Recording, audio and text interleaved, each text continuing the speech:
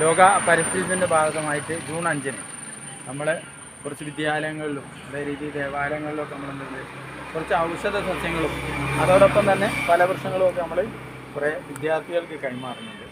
അപ്പോൾ നമ്മൾ രാവിലെ തന്നെ സ്കൂളിൽ പോവുകയും അവരെ ഇത് കൈമാറുകയും അതോടൊപ്പം തന്നെ ഇതിൻ്റെ പ്രകൃതിയെ സംരക്ഷിക്കുന്ന കാര്യവും ഇതുപോലുള്ള ഗുണങ്ങളൊക്കെ അവർക്ക് പറഞ്ഞു കൊടുക്കുകയും ചെയ്യുന്നു.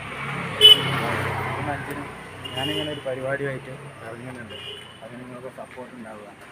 അപ്പോൾ ഇതുപോലുള്ള കാര്യങ്ങളൊക്കെ നിങ്ങൾക്കൊക്കെ വീട്ടിലൊക്കെ വെക്കാൻ പറ്റുന്നതാണ്. ഇതൊക്കെ ഉങ്ങാൻ കാരണം പ്രകാരം നല്ല ചൂടുള്ള സമയത്തൊക്കെ നമുക്ക് ഇതുപോലുള്ള ഒരു മരങ്ങളൊക്കെ ഉണ്ടാകുന്നുണ്ടല്ലോ, ഇതിൻ്റെ ഒരു തണൽ മതി നമുക്കും അല്ലെങ്കിൽ വയ്യാത്രക്കാർക്കൊക്കെ കിട്ടും. നമ്മൾ റോഡരികിലൊക്കെ അതുപോലുള്ളതൊക്കെ വെച്ച് പിടിപ്പിക്കുമെന്നാണ് ഒരു വാഹനങ്ങളൊക്കെ അങ്ങനെ ലോങ് യാത്ര കഴിഞ്ഞ് വീട്ടിൽ ആളുകൾക്കൊക്കെ ഒരു ആശ്വാസം കിട്ടും. കാരണം ഇതിൻ്റെ ചുവട്ടിലോ നിർത്തിയിട്ട് അതുപോലെ തന്നെ കുറേ എന്താ പറയുക, ഇതൊക്കെ ആടലോടെ കാണും, ഔഷധ സസ്യമാണ്.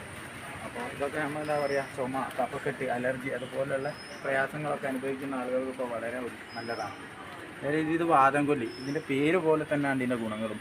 വാദത്തെ കൊല്ലുക, ഇല്ലാതാക്കുക എന്നാണ് ഇതിൻ്റെ ഇലയും കാര്യമൊക്കെ നമ്മൾ ഉപയോഗിച്ചിട്ട് നമുക്ക് ഒരുപാട് ഗുണങ്ങളുണ്ട്. അതായത് ഇതിൽ കഞ്ഞിക്കൂർക്കാനൊക്കെ അറിയുന്ന സാധനങ്ങളാണ്.